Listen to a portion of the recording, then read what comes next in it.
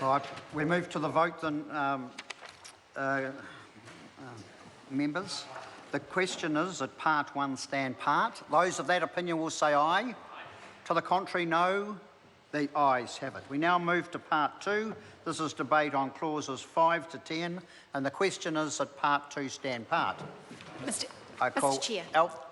I call Sarah Dowie. Thank you, Mr. Chair. And as I said before, this is a swan song for me. Let's go over that one more time and pay homage to the Government Administration Committee, which I am leaving. And last night I referred to the Government Administration Committee, which heard this bill as the heavy lifters of this Parliament. I think that that is still true.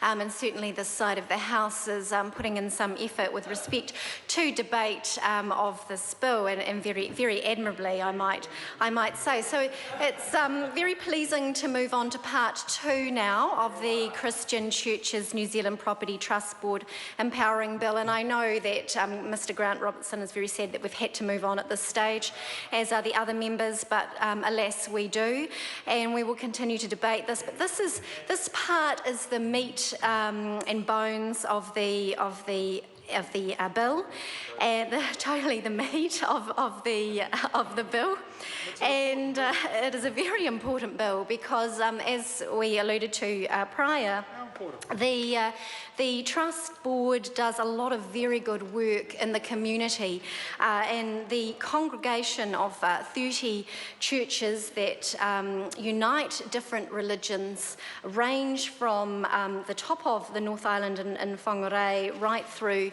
to Invercargill, the deep south, which is my electorate. So you know, it's important that we hear them when they say that the old Act did not empower them to deal with their property appropriately, and that we need to repeal that Act, allow them to re-establish under existing charitable trust law, and give them wide-ranging powers and obligations to deal with the property appropriately, so that they can not just hold real property, but sell that property, take the proceeds and put that into different ministry projects, which are so valuable to the community. So part 2 is entitled Transfer of Property Rights and Obligations from Old Board to New Board, and that is quite clear, setting out exactly what clauses 5, 6, 7, 8 and 9 do. And I think it's important to note what my colleague, Mr. Brett Hudson, raised, in that the committee did consider a sunset clause. We asked officials for advice on a sunset clause. It was raised in one of the submissions that we should be considering a sunset clause to get the Act, once the transfer of property had occurred, off our books. But the advice came back that this was a risk to the savings provisions, because while we are giving the new board powers to deal with property and invest in their ministry, they do have obligations, and they will have contracts that they have entered into. And they need to be able to continue with those contracts.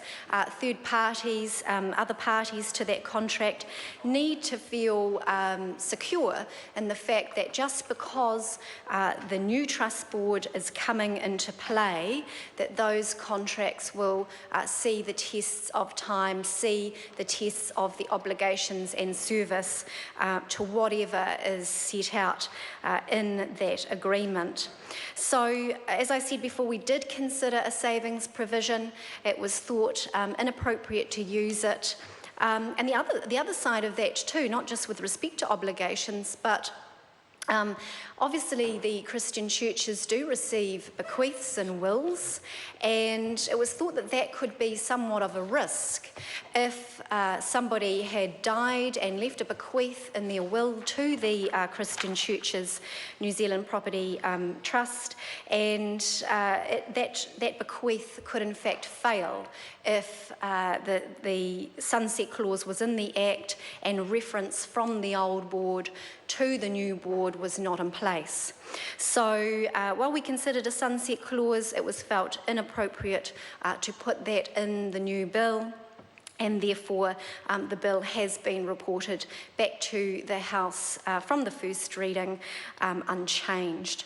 So it was a pleasure to hear from the two submitters on this bill. Even though it's a small bill, it's a very technical. Mr. Chair.